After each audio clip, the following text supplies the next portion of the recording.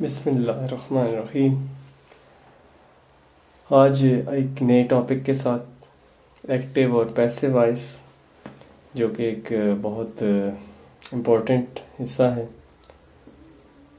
Active और passive voice को change करने के लिए डिफरेंट रूल्स हैं, जिसमें सब्जेक्ट को ऑब्जेक्ट में चेंज कर दिया जाता है और ऑब्जेक्ट को सब्जेक्ट में चेंज कर दिया जाता है। उसके बाद फॉर्म ऑफ द वर्ब जो है उसको तीसरी फॉर्म में चेंज कर दिया जाता है, third form of the verb लगा दी जाती है और आखिर में बाय लगाया जाता है। लेकिन सबके साथ वैसा नहीं होता। आइए चंद एक जुमले देखते हैं। सबसे पहले जो जुमला है, सेंटेंस है, वो है हु विल अपोज यू। अब जब भी हु वाला जुमला आएगा, सेंटेंस आएगा, उसको हमेशा बाय होम आपने लगाना है स्टार्ट में। और टेंस, उसके बाद टेंस की बारी है। टेंस जो यू को सपोर्ट करेगा वही वाला लगाएंगे, विल यू। आई और वी, जैसे कि मैंने पिछली वीडियोस में बताया है कि आई और वी के साथ शेल लगता है, बाकी सबके साथ विल लगता है। तो विल शुरू में आ जाए क्योंकि ये सवालिया है, तो विल के बाद यू और आखिर में जो है वो be opposed. Be opposed, opposed की हम थर्ड फॉर्म लगाएंगे, oppose, opposed, opposed.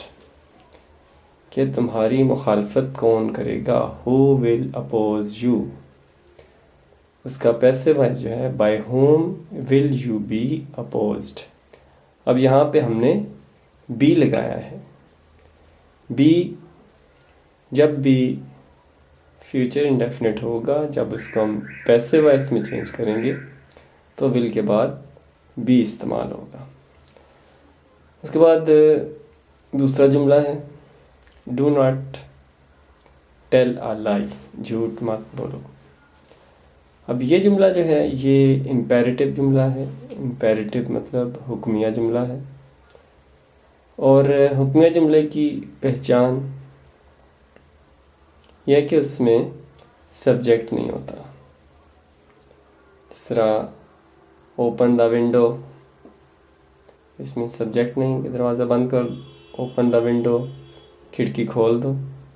Shut the door, दरवाज़ा बंद कर दो। Do not pluck the flower, फूल मत तोड़ो। तो ये इम्पेरेटिव जुमले हैं, हुक्मिया जुमले हैं। इनका स्टार्ट जो है वो लेट से होता है। इनके शुरू में हम लेट लगाएंगे, लेट अ लाई, लाई बिल्कुल आखिर में है। नॉट बी टोल्ड, इसमें भी हम बी यूज़ करेंगे, बी ई। मैंने जो इम्पोर्टेंट अल्फाज हैं उनको अंडरलाइन किया हुआ है। तो पहले दूसरा जो एक्टिव वॉइस है उसमें डू नॉट, ये हुक्मिया के जुमलों में आता है, उसके तनाज़र में है, तो ये लेट से स्टार्ट होगा। तीसरा एक्टिव वॉइस है, how was he making a toy. ये पास्ट कंटिन्यूस का जुमला है। में वाज और वर इस्तेमाल होता है।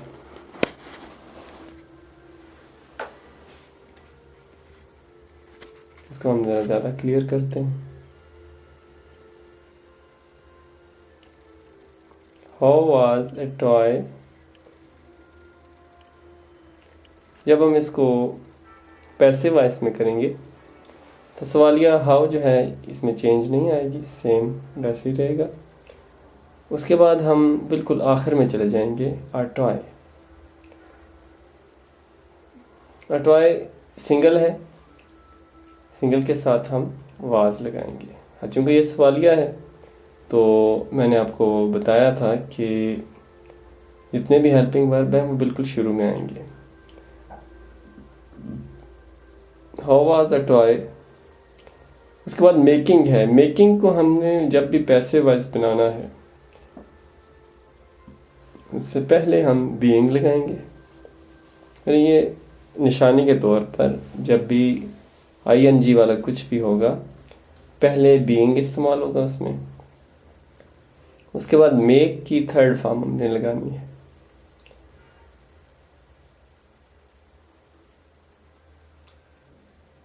मेक की थर्ड फॉर्म मेड है, मेक, मेड, मेड। उसके बाद हम बाय लगाएंगे और हिम। उसके बाद है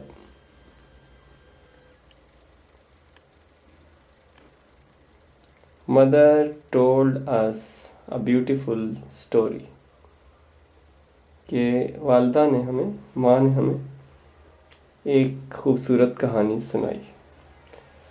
अब इस तरह के जो जुमले हैं इसमें बाज़ औक़ात बच्चे गलती कर देते हैं। वो ये करते हैं कि जो बिल्कुल आखिर में जो अल्फाज होते हैं उनको उठाकर शुरू में सब्जेक्ट बना लेते हैं, लेकिन ऑब्जेक्ट देखना है कि ढूंढना है उसमें से कौन सा लफ्ज़ है। अस है, हिम है, हर है, उसके मुताबिक आपने उसका जुमला बनाना है। अगर अब ब्यूटीफुल स्टोरी आप इसको सब्जेक्ट बना लेंगे,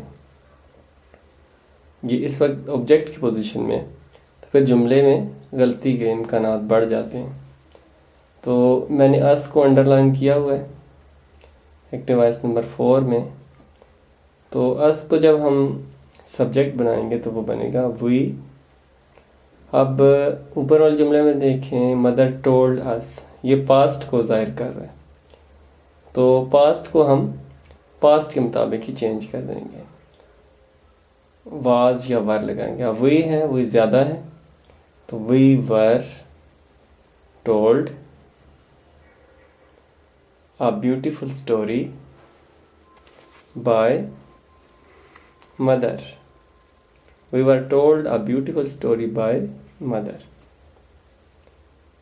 एक्टिव वॉइस में और पैसिव वॉइस में याद रखें कि वर्ब की हमेशा थर्ड फॉर्म इस्तेमाल होगी पैसिव वॉइस में।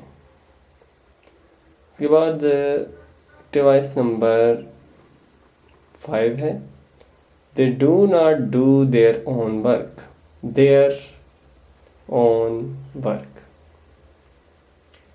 इसको हम सब्जेक्ट बनाएंगे, देयर उनका, वो अपना काम खुद नहीं करते, they do not do their own work. अब देयर ओन वर्क ये सब्जेक्ट बन गया। अब डू इस्तेमाल हुआ है, डू प्रेजेंट को जाहिर करता है, तो उसके मुताबिक हम हेल्पिंग वर्ब लगाएंगे is am are, their own work. अब वर्क जो है ये सिंगल है, their own work is not done. Do जो सेकंड में जो डू इस्तेमाल हुआ है इसकी थर्ड फॉर्म लगेंगे, do, did, done by them.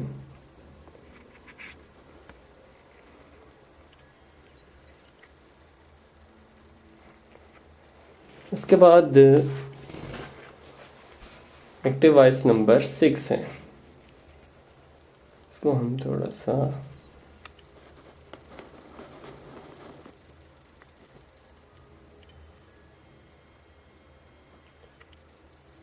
They had not seen him before. We had not seen him before.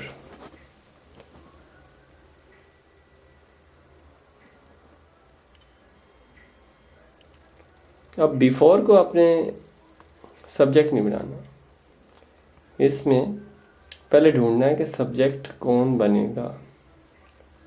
अब ए जो 6 है एक्टिव वॉइस नंबर 6, इसमें हिम आपको नज़र आ रहा है बिफोर से पहले, तो हिम को हम इस्तेमाल करेंगे एज अ सब्जेक्ट, क्योंकि जिस पर एक्शन लिया जा रहा हो हमने उसको यूज़ करना है। तो ही के साथ हैड, एक्टिव वॉइस जिस टेंस में होगा, एक्टिव वॉइस जिस टेंस में होगा पैसिव भी उसी टेंस में बनेगा। We had not been। अब been क्यों इस्तेमाल हुआ? जब भी परफेक्ट टेंस हैज़, हैव या हैड को का हम पैसिव बनाएंगे, पैसिव वॉइस, तो उसमें हैड के फ़ौरन बाद बीन, हैव के बाद बीन, हैज़ के बाद बीन इस्तेमाल होगा। और चूँकि इसमें नॉट भी है, मैंने आपको बताया हुआ है कि हेल्पिंग वर्ब के फ़ौरन बाद नॉट लगता है, तो इसमें we had not been seen, seen जो है वो परफेक्ट टेंस में हमेशा थर्ड फॉर्म ही यूज़ होती है। We had not been seen by us, और लास्ट में है before. We had not seen, we had not been seen by us before. Us यहाँ पे कैसे आया? वी को पैसिव वॉइस में जब चेंज किया तो वी अस में चेंज हो गया। अब active voice number 7, we were not helped by them. अब ये एक्टिव वॉइस है या पैसिव वॉइस है, ये अब आपने खुद अंदाज़ा लगाना है। जब भी जुमले में बाय आ जाए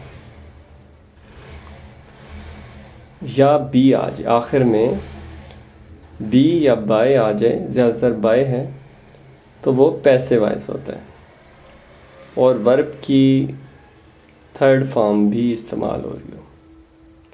ये दो इसकी निशानियां हैं। बाय जब भी आ जाए वो पैसिव वॉइस होता है। अब चूंकि ये पास्ट टेंस में है,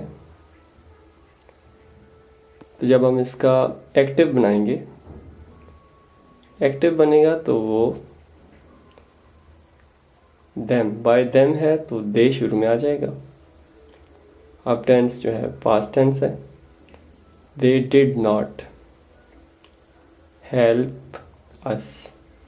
मैंने आपको बताया था पास्ट इंडेफिनिट में कि डिड के बाद वर्ब की पहली फॉर्म इस्तेमाल होती है, they did not help us.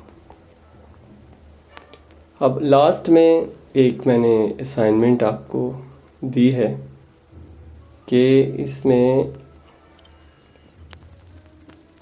आपने जवाब ये देना है कि आइडेंटिफाई, शिनाख्त करनी है आपने कि इसमें इम्पेरेटिव कौन सा जुमला है। नंबर लिख दें, एक्टिव वॉइस 1 है, 2 है, 3 है, टोटल 7 है। और इसमें पैसिव वॉइस का कौन सा जुमला है,